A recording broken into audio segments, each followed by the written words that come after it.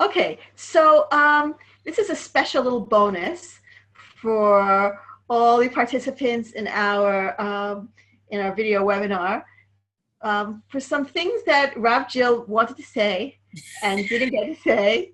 So we're gonna do it now and give you all this little extra, extra bonus, bonus clip or outtakes. Yeah. Okay. So the question we wanted to talk about was about spirituality and theology, and how all of these events affect you or affect people from a theological perspective. Yeah. Right. And in addition, what does it say about the actions that we need to take right now? So I was thinking a lot about this, and I wanted to say that there is a story in our tradition, in the Jewish tradition, Jewish Christian tradition, that I think is a really wonderful story to keep in our minds and a way to move forward. So it's the story of Moses at the burning bush. Number one, Moses has just killed an Egyptian. So he's running. He is running for his life. He comes into the desert and he stops and sees a bush that's burning, but it isn't consumed. Now, what's important here is that he notices. He doesn't walk by it. He's aware enough that he sees something that is not right, that is confusing. So he stops. He turns to look and investigate. I think that's really important that we turn, okay? When Moses turns is at that point that God, and I want you to have a really expansive understanding of God in this text, because we'll come to that later, but it's not like the guy in the sky. It's kind of just, it's like the God of all, okay, the divine energy. So Moses turns and basically, at that point, this divine source calls out and says, Moshe, Moshe, Moses, Moses, twice. And Moses immediately says, Hineni. Moses says, I'm present. Note that this is really different than in the Garden of Eden, where after they eat the fruit, Adam and Eve, and God calls out, Ayeka, where are you? Adam and Eve hide. They don't say Hineni, they hide, which is one response to a call. So Moses responds with, I'm here, I'm available. And at that point, God says to Moses, take off your shoes, you're on holy ground. And I think the message there at this point is when you bring presence to the place that you are, the possibility of experience, this is holy ground, even when you're running for your life, even when something's happening that you don't understand, this too is holy ground. That's a challenge of our time. So after God says this is holy ground, God gives Moses this mission, this crazy mission that, okay, I'm going to ask you, I've noticed our people, they're suffering, and you're going to go and free the people. Moses' first response is one of, who me? He says in Hebrew, it's me anochi, like, who am I that you would choose me, that you would call out to me? I'm nobody, and I have a lot of faults. It's a very an honest response of, it reminds me of what we were talking about in our conversation, is that it's us, okay? It's us, and at this point, Moses is kind of like a nobody in a way. So he says, mi anochi, and God's response is, I will be with you. I will be with you. Now, then Moses, this is the big part here. Moses says, okay, all right, I'm going to go, but I need to know your name, says to God. Who shall I tell the people that you are? And this is the big deal, because God responds in a way that in most Torah commentary translations, this is not even translated.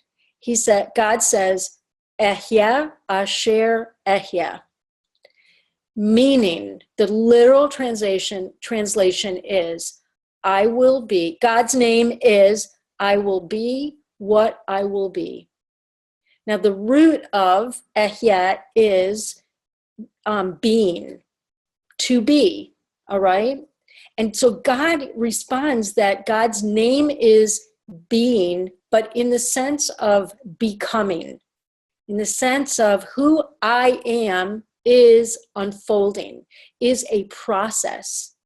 That and it's not a correct translation to say I am who I am. That's not correct. The correct translation is I will be who I will be.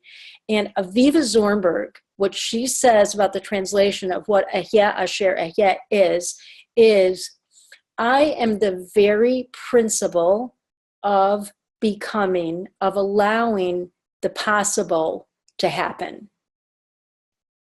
That's God's name. So we want this certainty. We want to know what's the path, what's the right action. And the answer is that it's unfolding and it's becoming. What? I was like, oh my God, that was really breathtaking what you just said. Isn't that amazing? Well, it was also breathtaking because my feeling after having done this hour-long thing, this conversation, was that we're unfolding. Yes. Exactly that. Is that this conversation that we're having is something about figuring it out right now. That's right. That's right. Not expecting. We had no idea we were coming here. We didn't know that there was such a huge battle in front of us. We had no idea. And now we are becoming something. That's right. The humanity that we're sort of like part of, the humanity that's wanting to have a human experience of compassion and empathy and all that, what you call the divine feminine or wherever, that is, well, it's happening now. It is becoming now. Yeah, and you know what? We as human beings, we want an answer. Like I was a little off guard. I was caught a little bit off guard by the questions in the chat about, well, what are we going to do? I mean, I understand that, and I think it's important. But I think that in every day, it's asking the question, what's the next right step?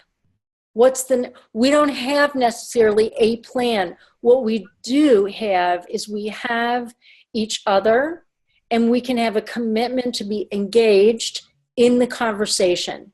And as we continue to take each step together, then the process unfolds.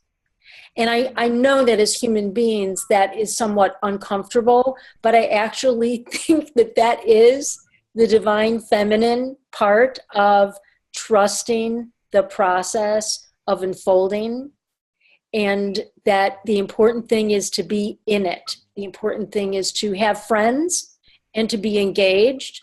And then I'm reminded of the that poem that Michael Walzer says about when we left Egypt. When we left Egypt, is that we didn't know where we're going. We're stepping into the wilderness, but what we do know is that we're going to hold hands and we're going to walk together.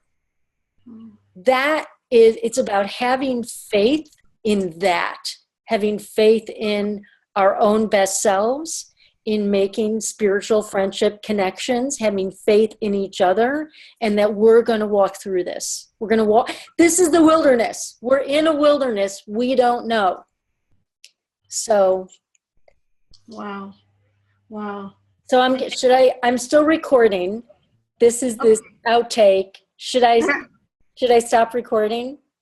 I feel like I have lots of other questions. Okay. But what I'm thinking is that we'll continue the conversation and build on it. Okay. Build up the rest of our questions and hear from other people what we're unfolding. So, one thing that I want to do is that, this story has been in my mind as a model for taking action.